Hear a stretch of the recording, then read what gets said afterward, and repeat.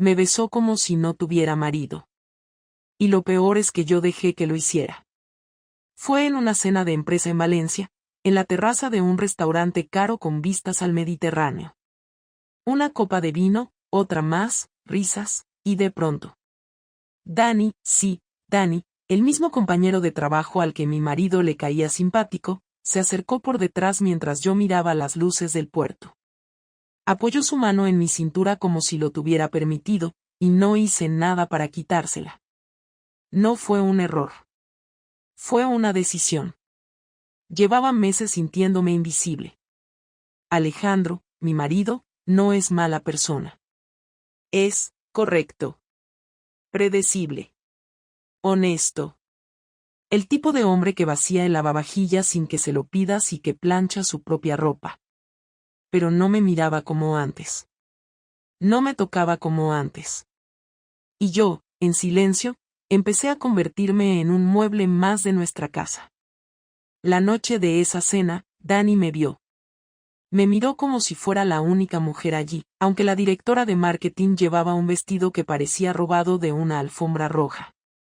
Me ofreció una copa y dijo, no entiendo cómo alguien como tú puede estar tan sola en una mesa llena de gente.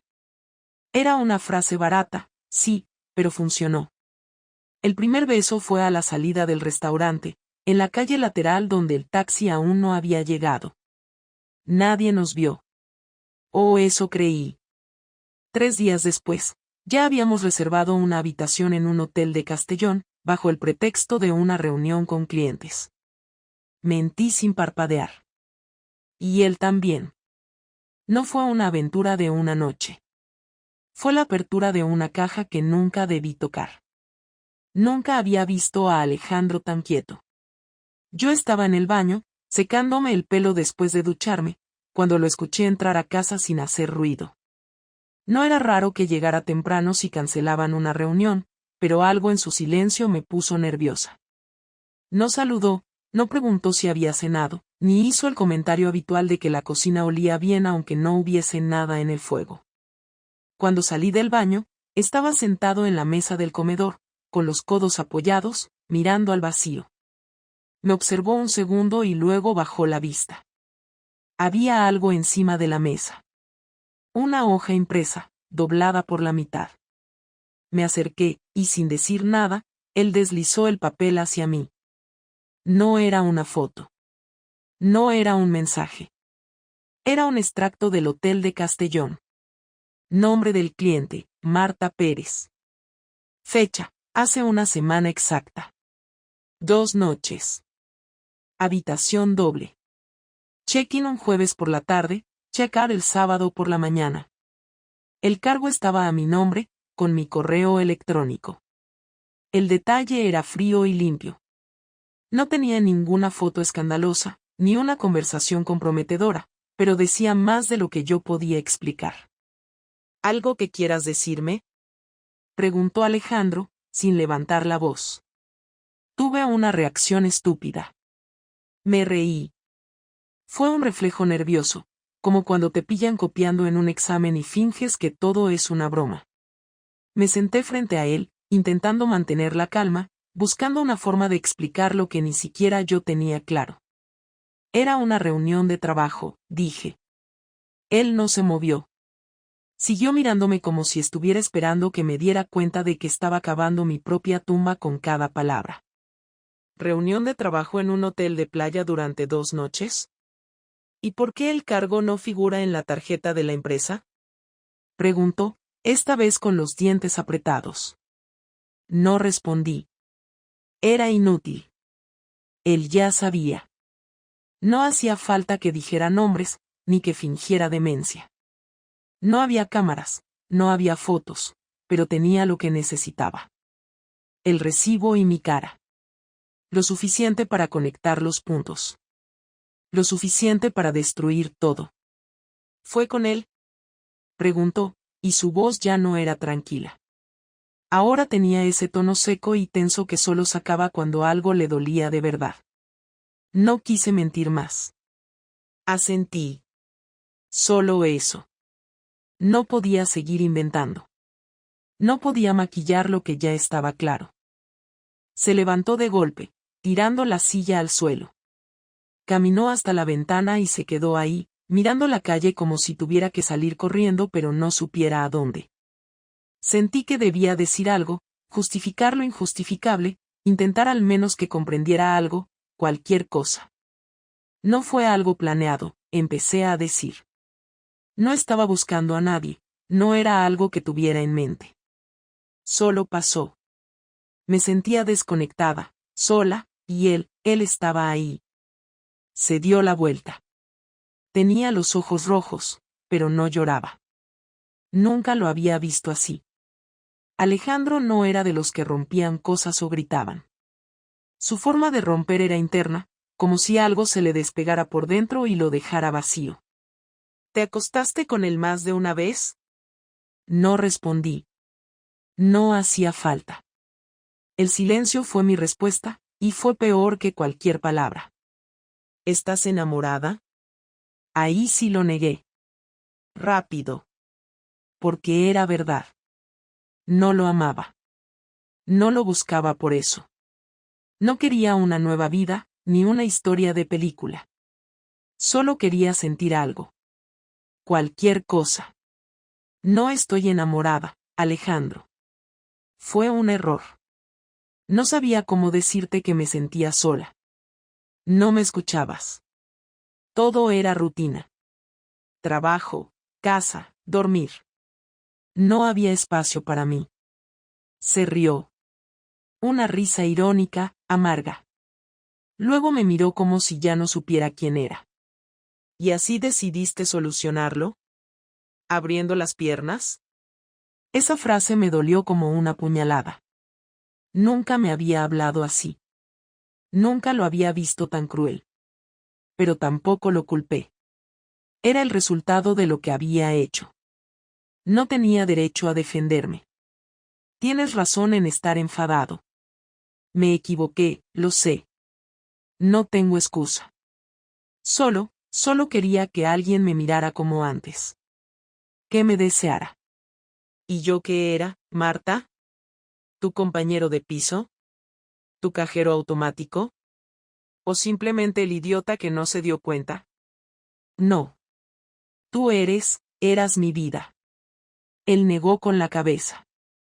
No me llames mi vida después de follarte a otro. No me hables como si todo pudiera volver a ser como antes. No somos una serie de Netflix donde todo se arregla con una charla sincera. El silencio se volvió espeso. El reloj del microondas marcaba las 21:04. En 4 minutos mi matrimonio pasó de ser estable a ser un cadáver en la sala de estar. Alejandro cogió las llaves, su chaqueta y salió del piso sin decir nada más. Ni un portazo, ni una amenaza, ni una última palabra. Solo se fue. Me quedé sentada, mirando la hoja del hotel como si fuese una bomba que acababa de explotar en cámara lenta. Era tan ridículo. Una hoja. Una habitación. Un nombre. Y con eso, lo perdí todo.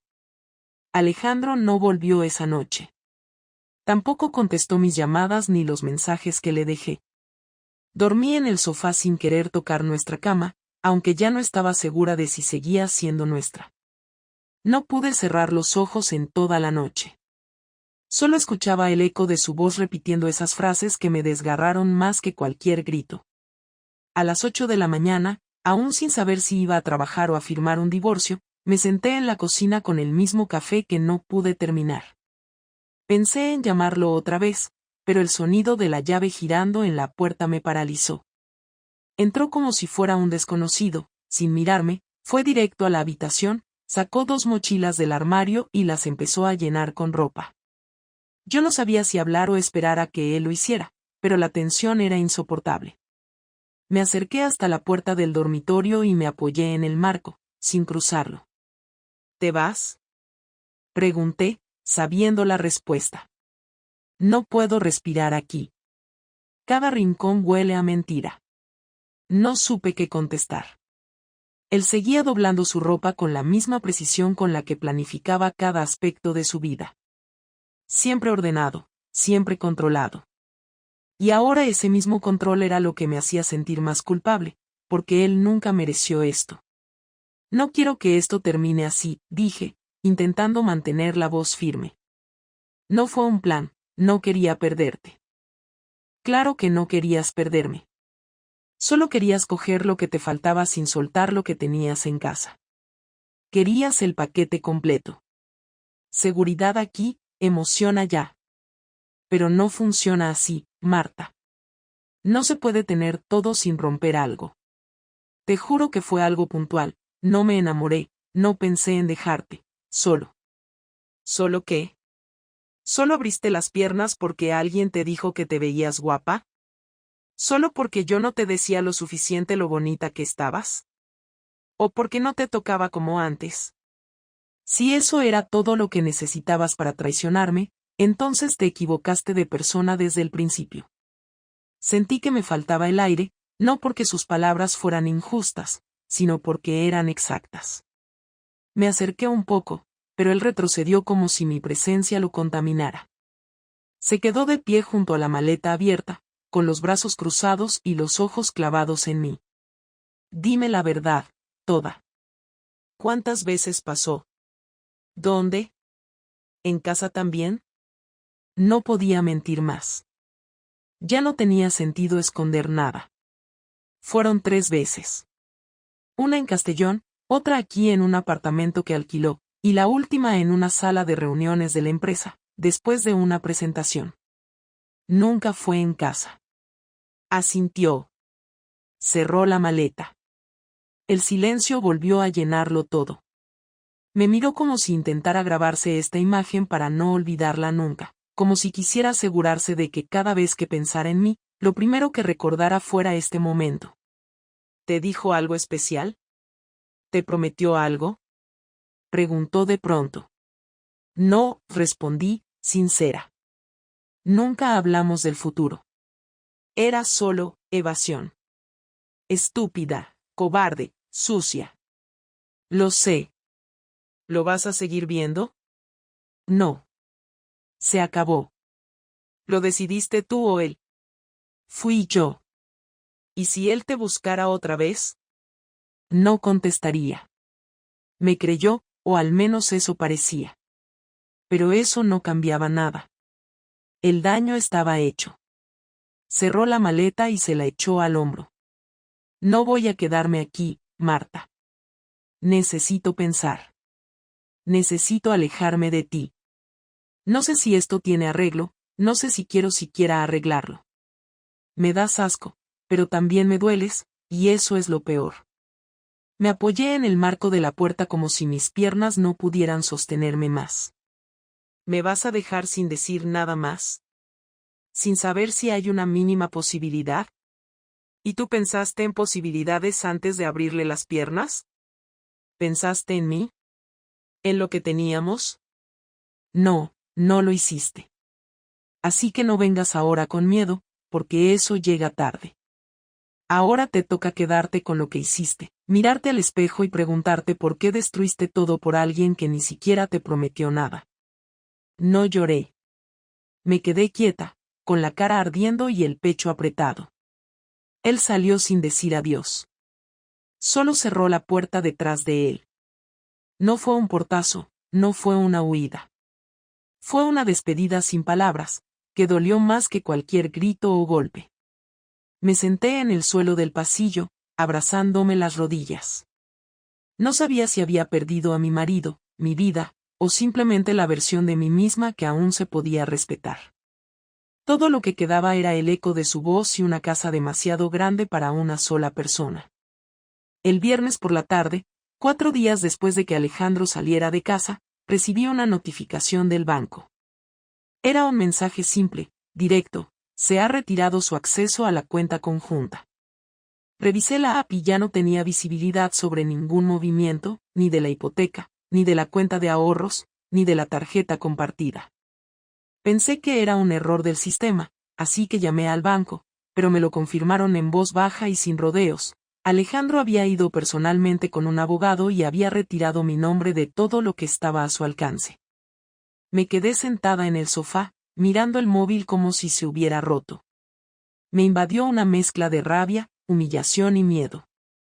No era solo un golpe económico. Era una declaración de guerra. Esa misma noche me llamó mi jefe. Pensé que era por una presentación que debía entregar, pero su tono era demasiado formal. Me pidió que pasara por la oficina al día siguiente, algo urgente.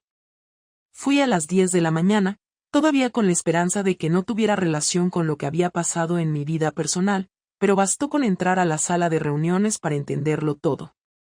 Estaba él. Alejandro. Sentado con el gerente de recursos humanos y el director de la agencia. Su mirada era tranquila, pero su presencia era una bomba. Sobre la mesa había un sobre con papeles que reconocí de inmediato. Eran impresiones de correos electrónicos, registros de entradas y salidas, reservas de salas de reuniones, reportes internos. Esto no es legal, dije sin pensarlo. No he entrado en tus cuentas personales, respondió Alejandro sin levantar la voz. Todo esto es información accesible para recursos humanos. No he hackeado nada. Solo pedí que alguien con acceso lo revisara. Ellos decidieron que esto debía escalarse. El director de la agencia no me miraba. Solo dijo que había que analizar la situación porque se trataba de una relación íntima con un compañero de trabajo, en horas laborales, en instalaciones de la empresa. Alejandro no tuvo que decir nada más. Ya lo había dicho todo con ese expediente lleno de detalles. Me pidieron que me tomara una licencia no remunerada mientras se realizaba una evaluación formal. Sabía lo que significaba. Era una forma elegante de empezar a empujarme fuera. Dani, por supuesto, también había sido citado. Supuse que estaría recibiendo el mismo tratamiento en otra sala. Cuando salí del edificio, la vergüenza no me dejó ni respirar. No fue solo perder el control de mi cuenta, ni enfrentarme a la posibilidad real de quedarme sin trabajo. Fue la sensación de que Alejandro había estado planeando esto en silencio, sin levantar la voz, sin insultarme, sin llorar, pero con precisión quirúrgica. Yo había sido impulsiva, cobarde, desleal. Él estaba siendo metódico, cruel y absolutamente efectivo. No me gritó, no me humilló en persona, pero logró tocar cada uno de los pilares que sostenían mi vida. Y lo hizo sin perder la compostura. Volví a casa caminando, con el cuerpo pesado y el pecho vacío. Apenas cerré la puerta, me encontré un sobre en el suelo, justo delante de la entrada. No era del banco ni del trabajo. Era de un despacho de abogados. Lo abrí con manos temblorosas. Era una notificación formal de separación de bienes, acompañada de una propuesta de acuerdo de divorcio que dejaba todo claro. Yo renunciaba a cualquier parte del patrimonio, él se quedaba con el piso, el coche y el 80% de los ahorros. A cambio, él se haría cargo de los costes legales y aceptaba todo sin reclamaciones ni apelaciones. Era un trato cerrado, aséptico, diseñado para dejarme con lo mínimo pero sin arrastrarme a juicio. Lo más humillante no fue el contenido, sino el tono, neutro, profesional, sin emociones. Como si estuviera negociando con una desconocida. Durante la noche, recibí mensajes de amigos en común preguntando si era cierto lo que se decía. No supe qué responder. Algunos habían recibido capturas de pantalla anónimas con parte de los correos entre Dani y yo. Nada explícito, pero sí suficiente para entender que hubo algo más que trabajo. Alejandro se encargó de que el daño no solo fuera económico y laboral, también social. En una semana, mi círculo se redujo a 2 personas, y una de ellas era mi madre. Fue ella quien vino al día siguiente y me encontró llorando sentada en el suelo del salón. No intentó consolarme. Solo me miró y dijo, ¿qué esperabas que hiciera? No me defendió. No me abrazó. Ni siquiera me preguntó si estaba arrepentida. Y entendí que incluso ella se había puesto de su lado. No sé cuánto tiempo me quedé en esa posición, con la carpeta de abogado sobre la mesa, el teléfono lleno de mensajes que no quería leer y la cabeza a punto de explotar. Alejandro no solo se fue. Me borró con precisión. Sin escándalo. Sin violencia. sin darme oportunidad de explicarme más. Me dejó fuera de todo lo que compartimos, y lo hizo con una eficiencia que jamás hubiera creído posible en él. Esa fue su venganza. No un grito, no una traición a la inversa. Fue hacerme sentir que, después de todo lo que construimos, yo era prescindible. Y por primera vez en mi vida, lo entendí sin necesidad de que me lo dijeran en voz alta. No sabía si lo iba a volver a ver en persona. Durante 10 días no hubo una sola llamada, ni una palabra, ni siquiera un mensaje accidental. Pensé que ya había terminado todo. Hasta que recibí un correo breve con una sola frase: necesitamos hablar antes de firmar.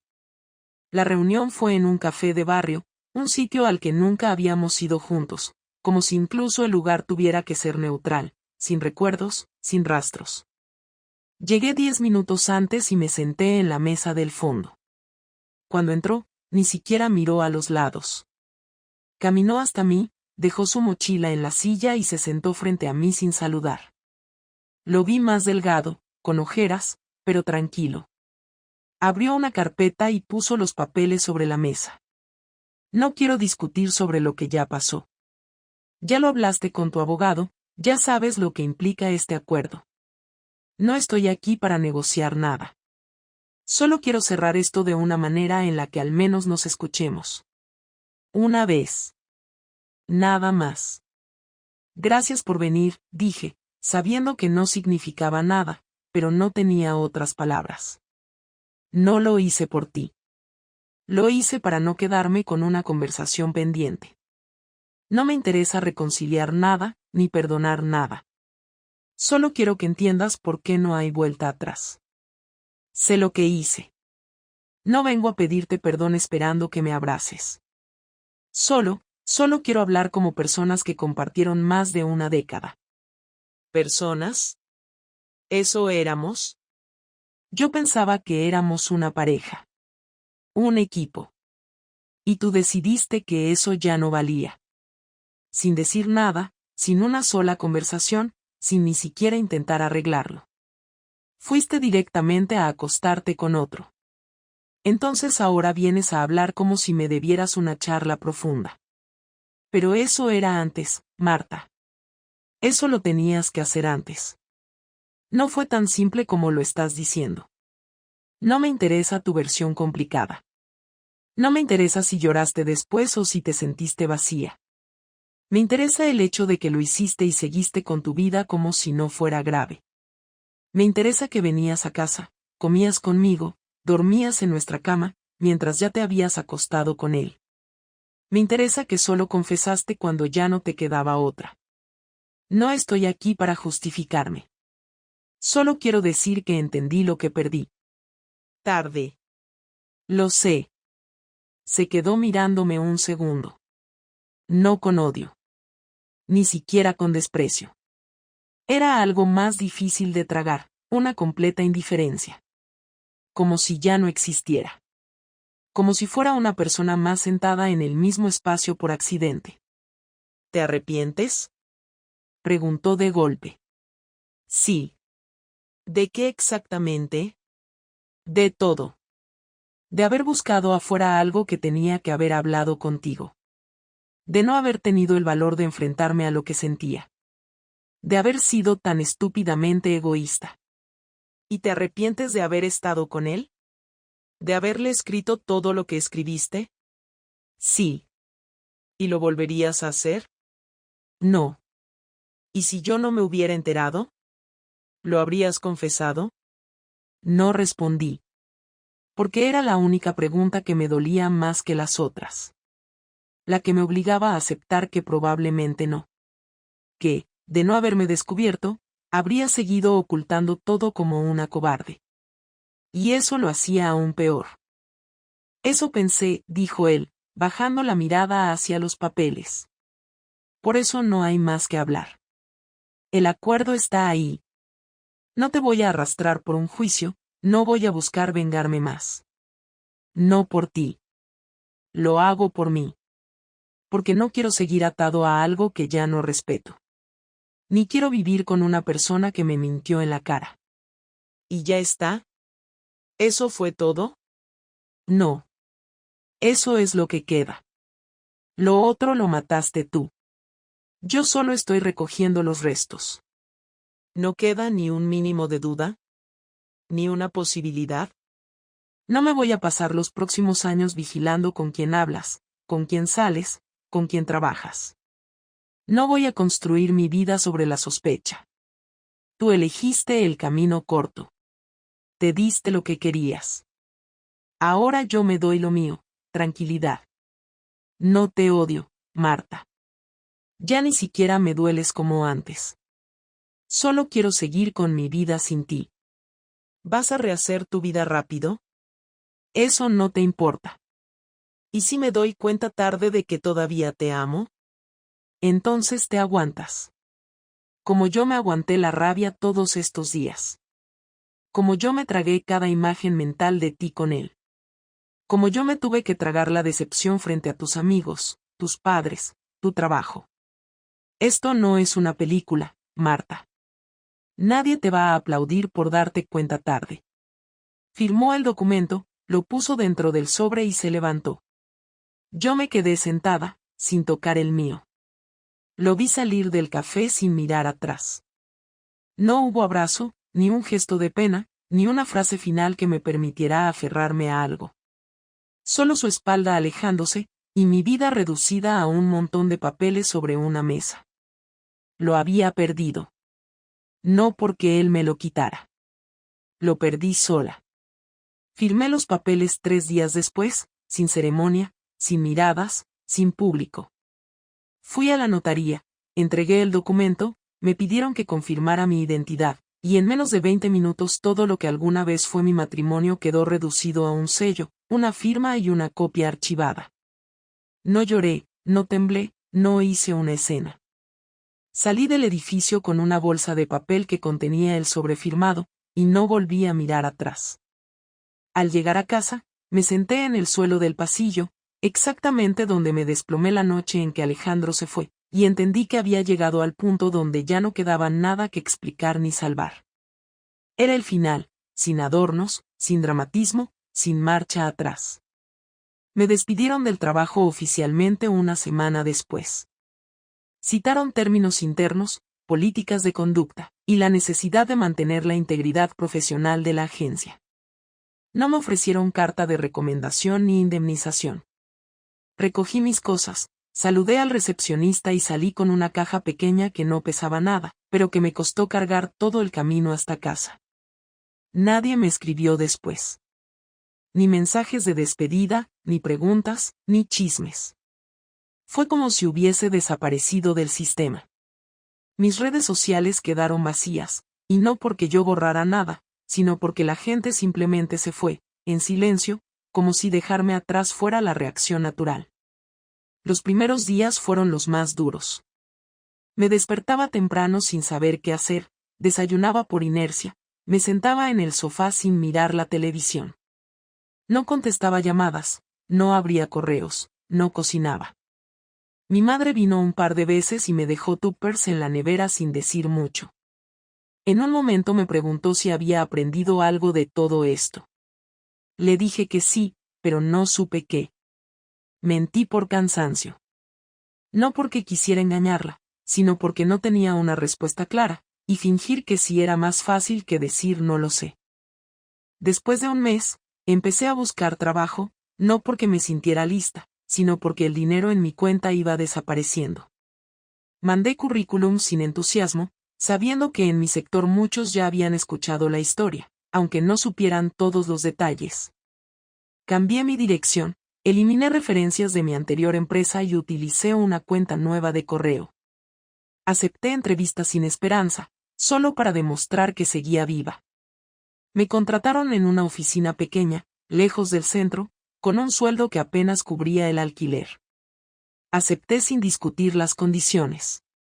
Era lo que merecía. No era una oportunidad. Era un castigo autoimpuesto. Alejandro no volvió a escribirme. No preguntó cómo estaba, no quiso saber si había conseguido trabajo, no me pidió que devolviera nada. Su silencio fue total y definitivo. Supe por un amigo en común que se mudó de ciudad, cambió de empresa y empezó de cero en otro sitio. No dejó rastros. No sube fotos, no comenta publicaciones, no responde felicitaciones. Lo borró todo. Incluyéndome a mí. Y lo hizo con la misma eficacia con la que siempre gestionó nuestras finanzas, nuestros viajes y nuestras decisiones importantes. Lo único que no controló fue mi traición. Eso fue lo que lo rompió. A veces lo pienso por las noches, cuando no puedo dormir. Me pregunto si ya está con alguien más. Si sonríe con la misma facilidad de antes. Si le cuenta a otra persona cómo le gusta el café, o si sigue guardando los calcetines por colores. Me gustaría pensar que es feliz.